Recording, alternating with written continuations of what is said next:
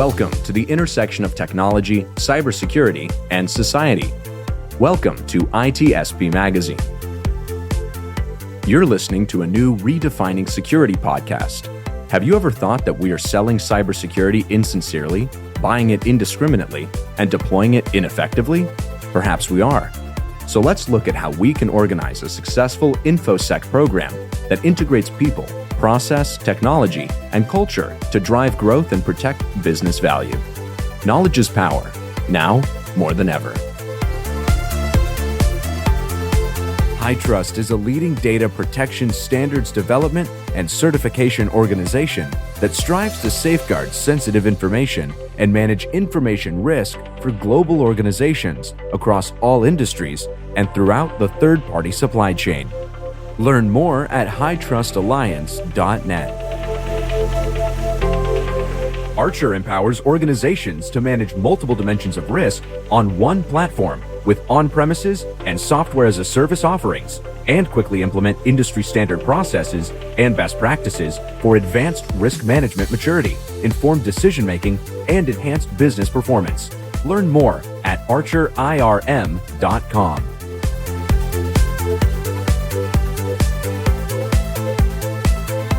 Here we go. This is Sean Martin, and you're very welcome to a new Redefining Security podcast here on ITSP Magazine. We have a great topic, one that's near and dear to my heart. I can't nerd out on this topic enough. And I think there are so many ways to approach this problem and to deal with it. But it's always good to hear different perspectives, and especially when you're presented with an opportunity to see how other teams may have done something well. And it seems we have that case here. We're talking third-party risk management, vendor management. It goes by many names. And we have two great guests with us today. We have Ebony Riley and Jesse Fosolo. And they're from St. Joseph's here, just around the corner from me in New Jersey. And we're going to hear about their program, how they work together, how they bring the rest of their third-party risk management program to support business objectives, I presume. And before we do that, though, I want to hear about them and their roles in their org and other things they do that helps drive this conversation. So, Ebony, first to you. What are you up to? Well, I am Ebony Riley, as you said. Thank you so very much for the introduction. I am a Pattersonian myself, so while I do work as associate counsel for the hospital, I was born and raised in the great city of Paterson, New Jersey. So I happen to work for an institution that is in my city, and I take pride in that. As I said in my role, I am associate counsel, so I am one of two attorneys for the entire system.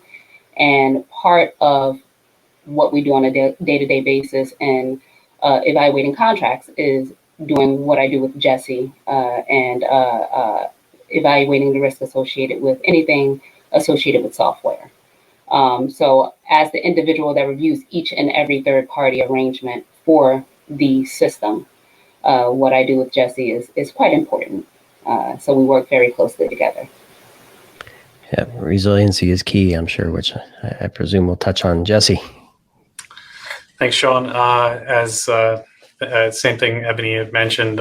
Thank you for having us. And as well as to her story, I am also someone that was born in Paterson, New Jersey, and raised for my childhood in Paterson, New Jersey, and found myself back working for a healthcare system in the same city that I had lived in when I was a child. So, partly, putting myself into an organization that I have roots, historical roots, and is very important. But on the security side, as well as what we do here, I'm overseeing all of technology infrastructure and cybersecurity for the healthcare system. And my role is obviously understanding and controlling the risk and security, information security for the system, but also working and aligning myself and all of our processes with risk compliance, legal, and IT to ensure that third parties, not just security and software, but also regulations are met, standards are achieved, and risk levels are as low as they can be. Yeah, I love it. And I often say that the CISO role is one that I don't know that I could do. And certainly not legal. That's way over my head, which is why I'm thrilled to have both of you on to bring your combined story together. I think it would be worthwhile, if you don't mind, a quick picture of the system. And I don't know how much you can share in terms of hospitals and labs and kind of how things work to that in the context of third-party vendors and where you need to pull in folks to kind of shore up systems and processes. So the hospital itself, we're a system of 2 acute care facilities, 1 rehab center, and about 35 to 40 offsite locations that we have to service and maintain. We have approximately 2,000 plus nurses, 1,000 providers, and about 5,600 employees that we maintain. As far as vendors and contracts, I'm going to leave that to Ebony to produce a number there, but we do deal with a large majority of contracts and agreements and third parties, as well as consultants and contractors and software as a service. And there's a multitude of engagements that we have.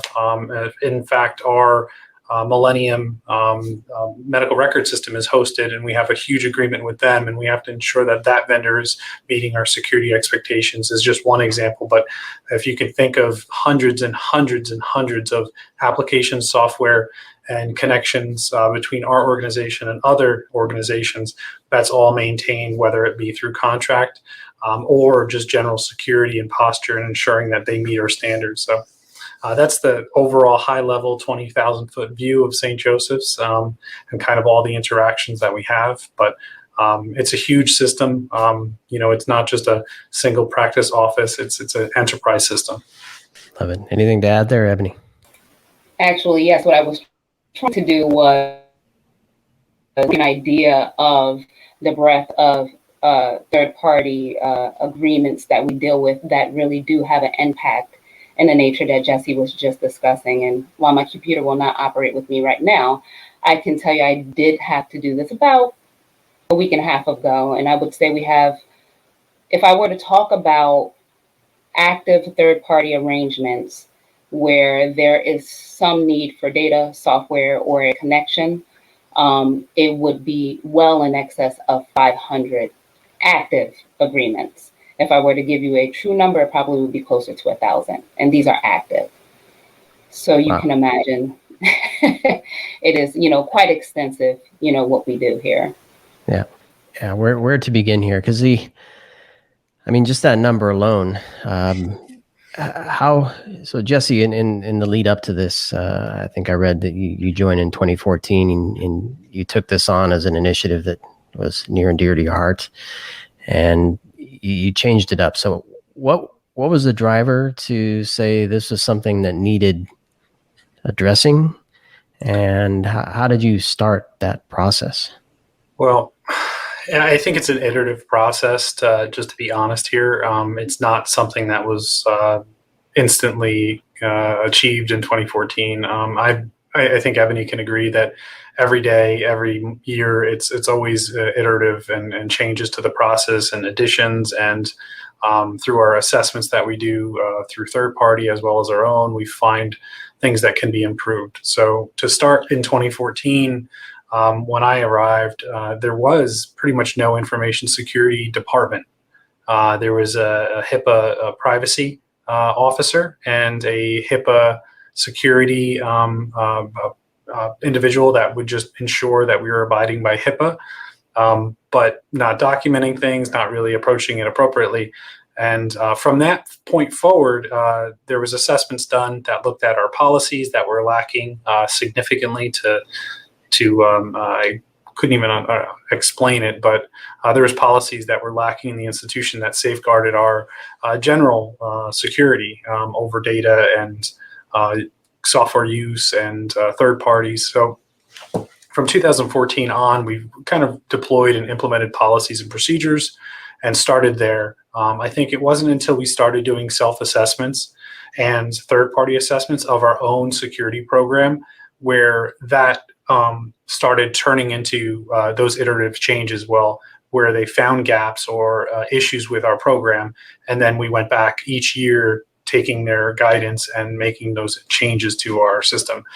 Part of that process is ensuring that not just information security is, looking at the vendor and making sure they're okay, but actually doing deeper assessments, ensuring that they're compliant, ensuring that they're following a standard. St. Joseph's itself, we follow NIST cybersecurity framework, and we also ensure that our third-party vendors are SOC compliant if they're hosting any data for us, and we make sure that they have business associate agreements. So I think from 2014 till now, I can say now that we have a very good solid process, and hopefully we get through that and explain that, where we review these organizations before they execute contract agreements with St. Joseph's, and we know the security, we know the risks ahead of us. Back in 2014, 15, 16, we were identifying risk when it was already too late. And a lot of organizations, institutions are still doing that. And you see these third parties are being breached or targeted, and by then it's too late. You've either don't have enough protection, you don't have a business associate agreement, you're not meeting your standards as far as HIPAA, and you get in trouble. So we identified that early on and really focused on that. About 16 to 17, maybe 18, we really worked on partnership across interdisciplinaries, ensuring that all the parties were at the table when we did a risk assessments or had an audit performed. And at that point, everyone's aware of what's going on. It's not a secret. Information security is not hidden away, making their fair assessment of these vendors. It's everyone's involved. And from there on forward, now we're looking at systems and software to automate the process that now is, what once was manual, trying to automate it. So other people in the institution, as soon as they trigger, I want to acquire something or I want to talk to this vendor, that all the processes and procedures are done on the security and legal side. Yeah, and I'm wondering, I'm just thinking of the maturity. So you mentioned assessments, and early on, I'm just wondering, were those true assessments, or were they through the lens of compliance? So more like an audit. And I'm wondering if you've transitioned into, I hate to use the word mature to suggest maybe you weren't mature, but transition from an audit to an actual risk assessment. Because I've spoken to some folks where when they're looking at third-party vendors and specifically at the BAA, it's around being compliant, and everything in security is being compliant first, and then we're actually worried about the security posture as well. So was there a transition from audit to risk assessment, and if so, how did that change? I'll take that. So as an institution, obviously we need to make sure we're compliant, right? So there was certainly the minimums to ensure that we were compliant in 14, 15, 16. I think audit was there. I think compliance was there. I think the idea of information security being very important as far as a metric to ensure that risk levels are lower before executing things, I think came afterwards. And that's also increasing, right? As information security risk is increasing outside of the healthcare system, in the trends in the market, we have to have even more increased focus on it. And I think that helped transition us from a lower COBIT model maturity to a much higher COBIT model maturity, just because of the focus of risk. I have to say, I agree with that, and to piggyback a little bit off of that, you do have situations that catapult you into having to address issues within your system. And we had one or two of them. They all predated both Jesse and I joining the system, but I at least had the luxury of joining the system after, unfortunately, a situation occurred. And it was a situation where, no one thought of getting an assessment done before some extensive software was purchased to make sure a device would work on our network. And little did we know that the device the software did not interface with our network at all. And now you've signed this agreement to purchase this equipment and purchase the software, and it doesn't interface at all with what, your system is accustomed to. So I joined St. Joseph's with that having already had occurred. So my scope now, in review, once I review these agreements, are what are the components? Has there been a security assessment done even before it gets to me? And if it has not been done, it is a hard stop in the system where it is supposed to be done before it gets to me. But if not, and I realize that there is some data or software component, even if I don't understand the nature of it, the minute I see software data, I immediately route to Jesse and his team before I even proceed. That way, in the event something does not interface with our system, or there are significant security concerns, they are addressed well in advance of us binding ourselves to an obligation. And I think that's where that transition from audit to risk assessment occurred. And I have to echo the sentiments that Jesse iterated when he first began, which is this is an ongoing process. We cannot, just say this is what our process is and this is how we handle it, because the threats are ever changing. The focus of the threats are ever changing, and we have to be able to, to match those changing times. And I'm wondering, 500 is no small number to deal with. And if at some point you have up to 1,000, that's overwhelming, even just from a number perspective. I'm not even doing the work. How I know early on, BAAs were kind of the driver to at least set some level of expectation of we expect you to do this. And then over time, we've extended that to we expect you to do that by proving you have X, Y, and Z, or HITRUST or a SOC or whatever it may be. And that's done once a year, once every 2 years, as they're onboarded, as they're renewed, whatever it is.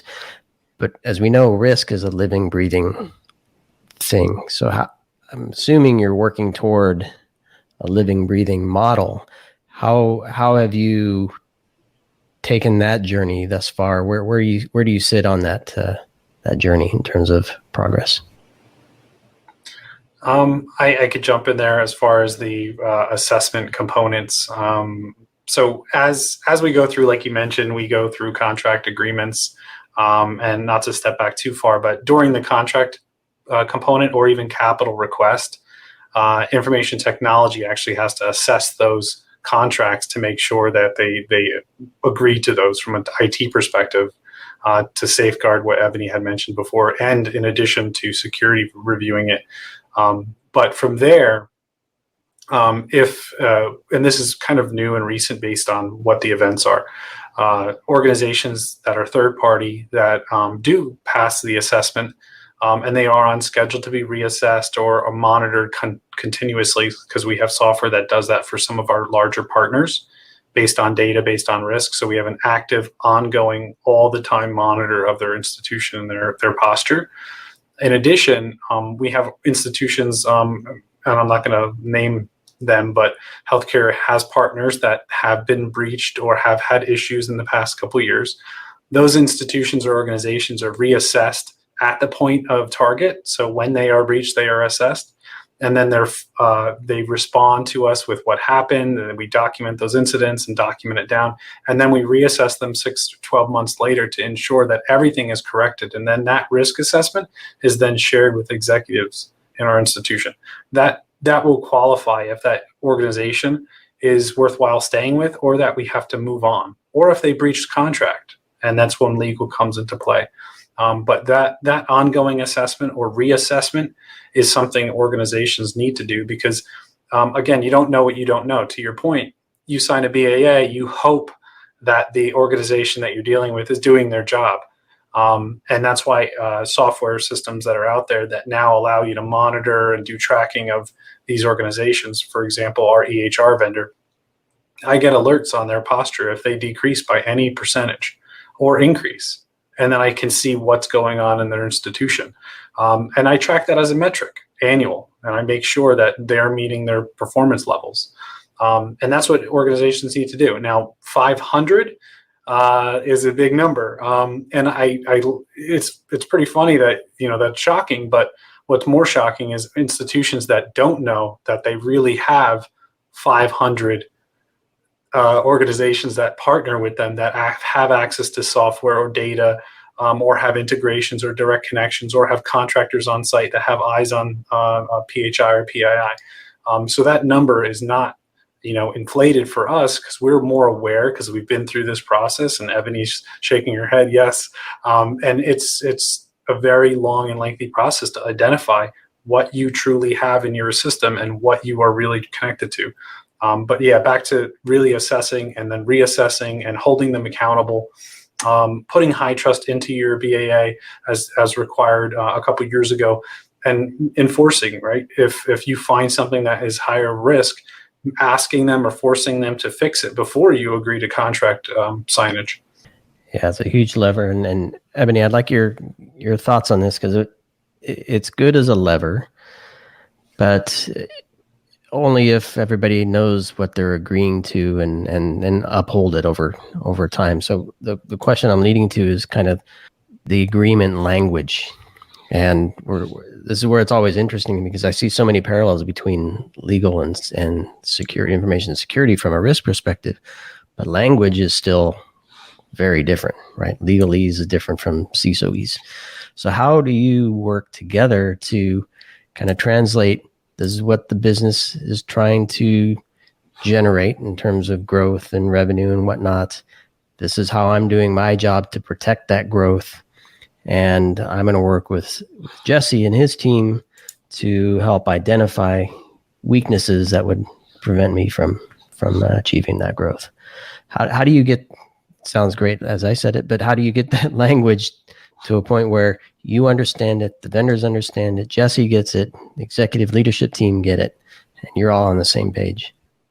It's twofold, at least in my position. One, at St. Joseph's, we have standardized the process to a point where a document cannot get to me if it is software or data related, where IT is not involved. And if IT is in Jesse and security, or whatnot, and if I find that there are some concerns and I can't really tell, I am the hard stop. And I will say, hey, I'm not sure.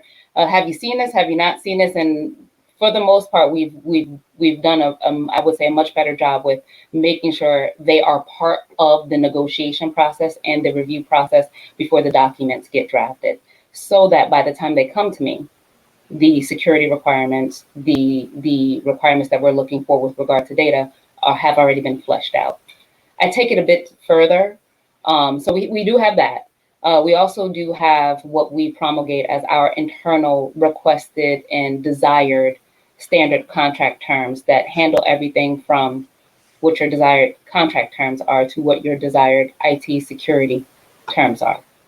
So we give this to our directors and our managers who are responsible for negotiating agreements, as they are negotiating agreements, so they know what we are looking for before we even enter into contracts and receive the agreements to review.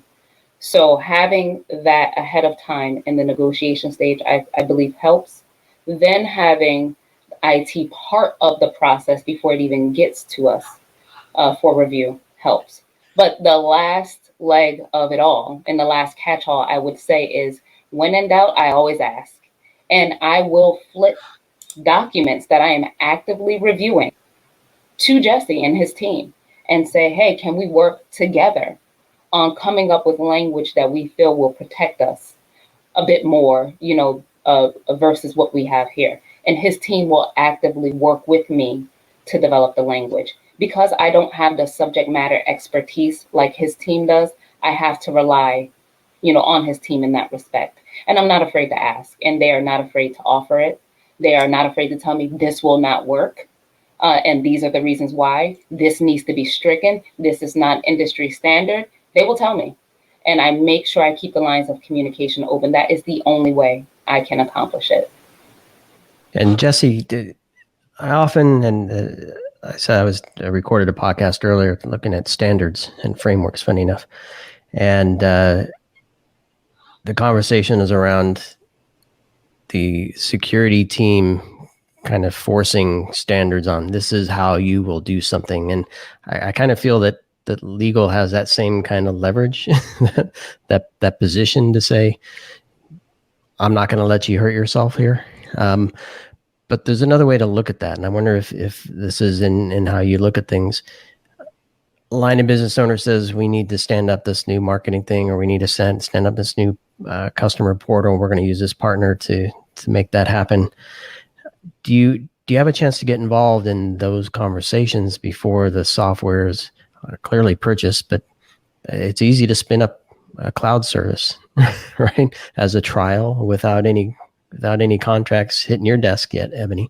So are you involved in any of those strategy, planning, budgeting discussions where you can kind of say, we want to help you achieve the objective.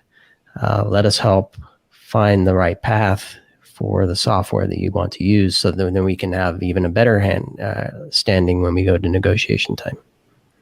Yeah, absolutely. I think in the agreement process that Ebony was mentioning, where the managers or directors have engagement, have a direct connection, say what you were mentioning, some kind of SaaS software that they want to try or use, they typically do bring in IT. For one, they want support. They want it to make sure their software is going to work.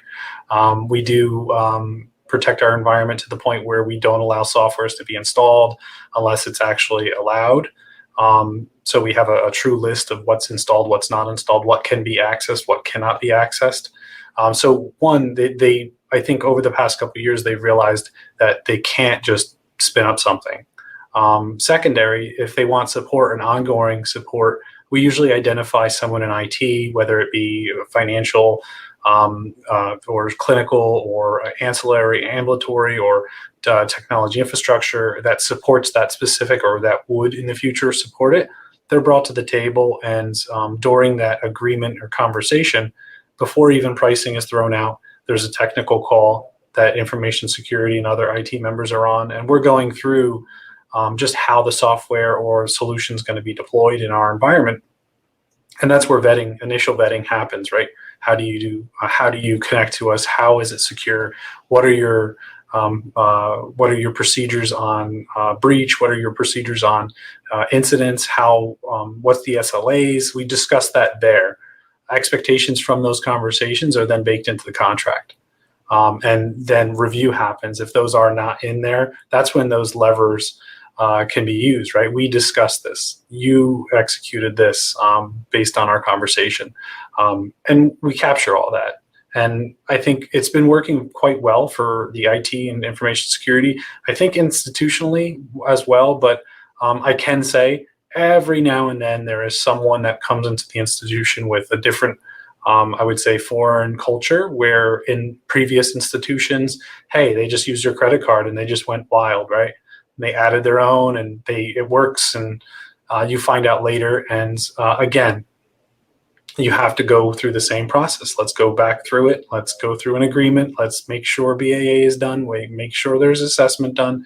And I think once you go through that enough times and you cover enough of the institution managers and leaders that know the process and that are familiar with the process, and again, communication is key here, right? The more management and all multiple levels of management understand the process when they have to go buy something, acquire something. And one good thing to note here is we don't have a multitude of signage, authority for signing in the institution.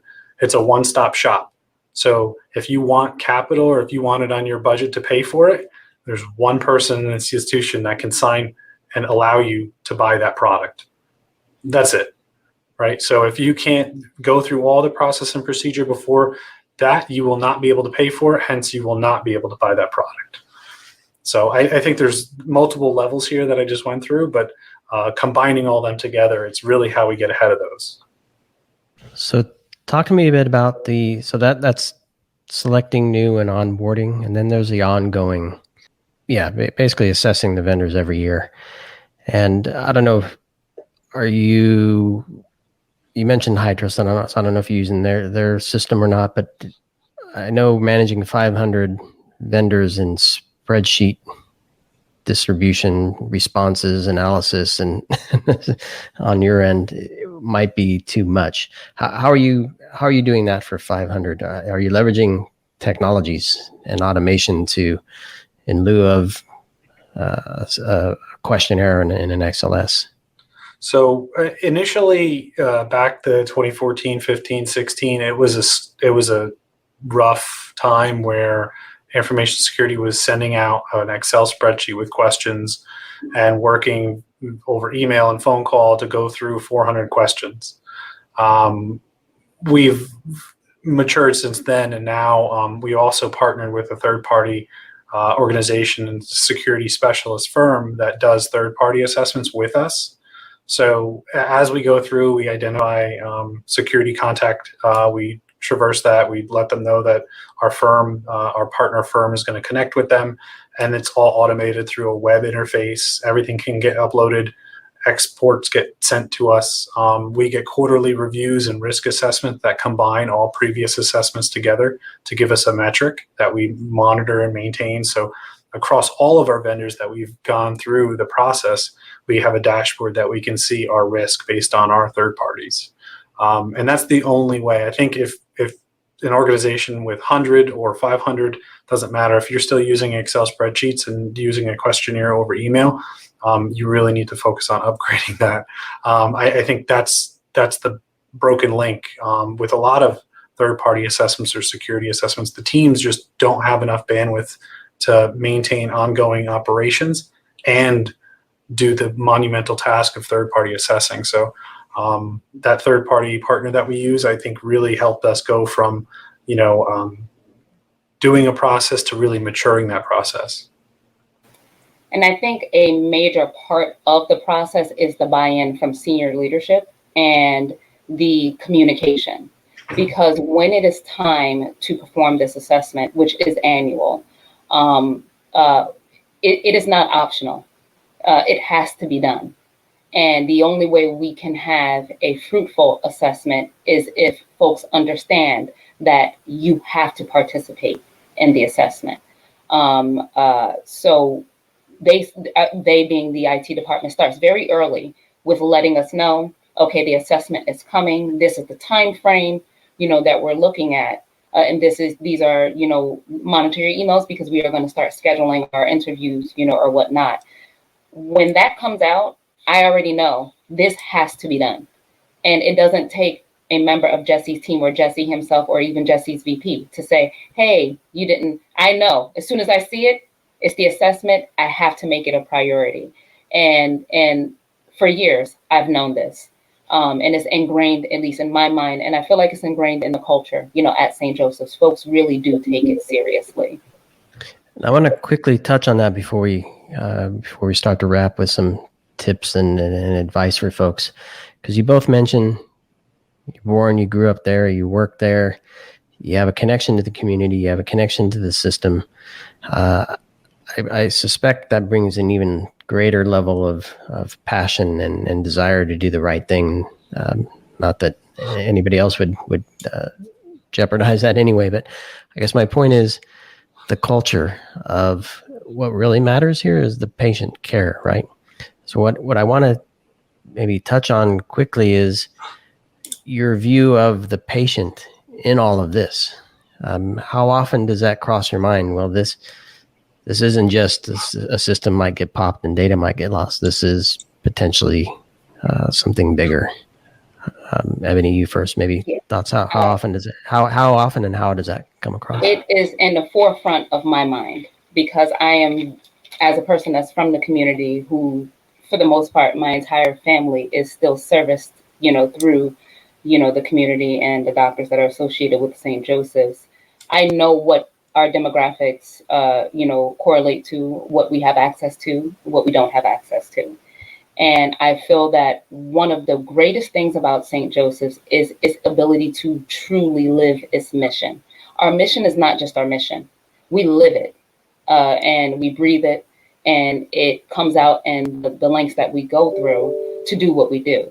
And it's no secret, we are a 501c3, entity that serves, as a safety net institution. So, our resources are way more limited than other institutions that are part of larger systems, but we still get the job done. And it's because of our mission, I believe. So the first thing I think about in my mind is no patient should have to deal with what some of these risks could entail.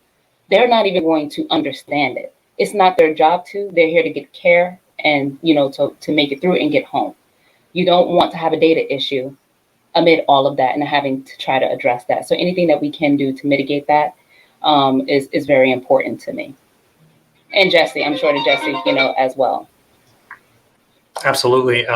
Just to add to Ebony's comments there, our mission is really within all of us, and it's cultural. You can see it across all of our employees and doctors and physicians and clinicians and senior leadership. But I think it's not just about risk of breach. It's really risk of patient safety. Patients are certainly at the forefront. Also reputational, right? We do support a large percentage of underserved in our community, and we want to make sure that they're safe and protected, and they want to trust us, and we do everything we can, and whether it be just contract or risk assessing or ensuring that our vendors, our partnerships are safe to connect with or acquire. But in the end, it's really to ensure that the patient coming to us in our community is safe, is protected, not just their data, but them. Because from an IT perspective and an IS perspective, if something goes wrong, it's not just a nominal value. It's not just data. It's actually people. So I came from finance and other industries into healthcare, and it took about 1.5 years before that clicked, where you don't look at the bottom line and a number, and you're acquiring a contract and you have to hold them to the agreement. It's really that you have to make sure that they're going to abide the service that's going to protect your customers. Yeah, it's interesting that transition you just described there too. I think it's easy to get, especially if we have our own nerdiness, right? Either it's technical or legal. We think certain ways, and it can sometimes be difficult to break out of what we do on a daily basis with technology and with contracts, and remember that there is a patient there. So I'm thrilled to hear that you both have that view and drive that culture.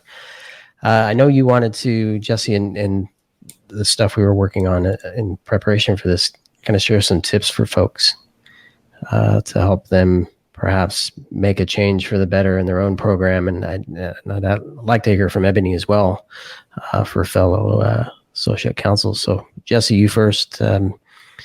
Anything of note that you want folks to take away as they wrap up listening to us today?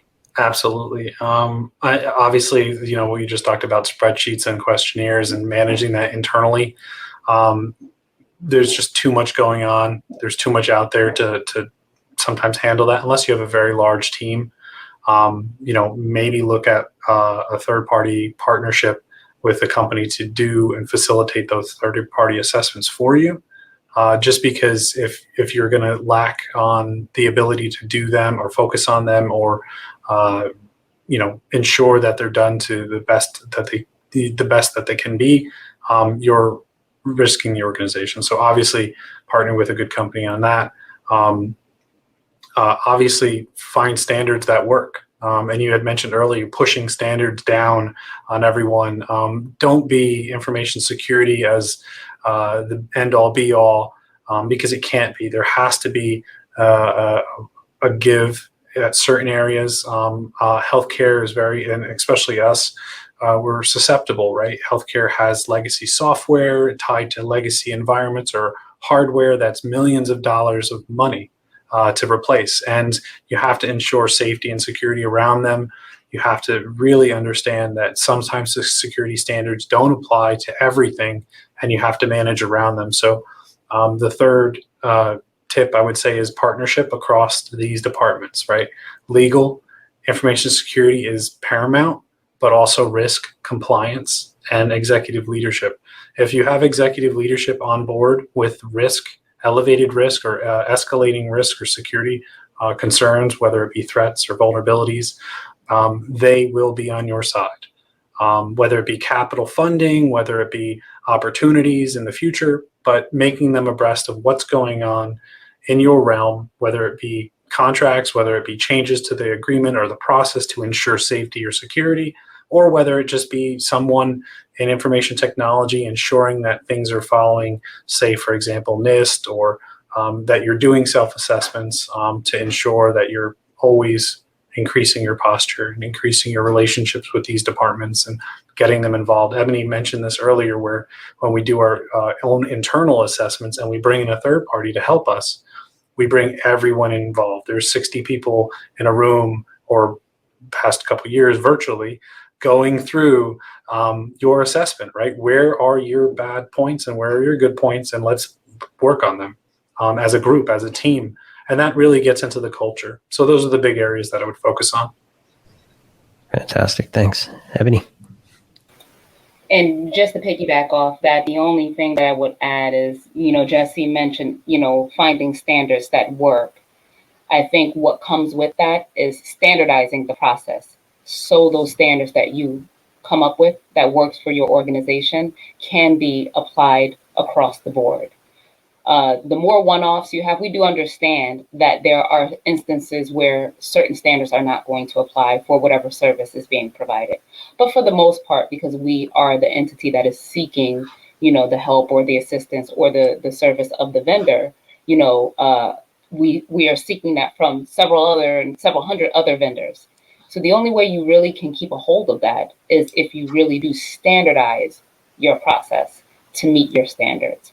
So if you don't have the ability to have a third party that can at least assist you in actively reviewing, potential threats and actively evaluating risk, what you could do is just come up with your term sheet of what your minimum system requirements are, what you're looking for when you are going to have either access to data or data exchanged. And once you get that, in a format where you can get it out to your leaders, your directors, your managers, now you have something that they can always refer to and use as they are negotiating. And it makes it a bit easier for your team in implementing, because contract A and vendor A should technically be adhering to the same requirements as contract and vendor X and Z, Up and down the chain. I love it. Well, thank you both for taking the time to kind of walk through your program and how, it's great to see the maturity and clearly you two work extremely well together. And I can just see how you come together to kind of rally the rest of the organization around doing the right thing around third-party risk management. And I love these kind of stories. So appreciate it. I'm just so grateful to have someone to help me understand it. Because I will tell you, about 5 years ago, I really didn't. But now, there are things that, in working so closely with Jesse and the team, that, before I even get it to him, I'm like, hey, this is an issue. Hey, they're hosted across seas. We got to think about X, Y, and Z now, which I can only do because of the lines of communication that, Jesse and his team, have established, and just being communicative. They don't ignore, it really is a collaborative effort. Fantastic. Well, thank you both for taking the time today. For those listening, there'll be links to notes show notes, and it might include links. I don't know if Jesse and Ebony want to share anything that might help folks make some steps and make some headway in their own third-party program management, risk management program. But look in the notes. If they're there, they're great. And again, Ebony, Jesse, thank you so much. Thank you. Thank you very much. Stay well. Archer empowers organizations to manage multiple dimensions of risk on one platform with on-premises and software-as-a-service offerings, and quickly implement industry-standard processes and best practices for advanced risk management maturity, informed decision-making, and enhanced business performance. Learn more at archerirm.com. HITRUST is a leading data protection standards development and certification organization that strives to safeguard sensitive information and manage information risk for global organizations across all industries and throughout the third-party supply chain. Learn more at HITRUSTalliance.net. We hope you enjoyed this episode of Redefining Security podcast. If you learned something new and this podcast made you think, then share itspmagazine.com with your friends, family, and colleagues. If you represent a company and wish to associate your brand with our conversations, sponsor one or more of our podcast channels. We hope you will come back for more stories and follow us on our journey. You can always find us at the intersection of technology, cybersecurity, and society.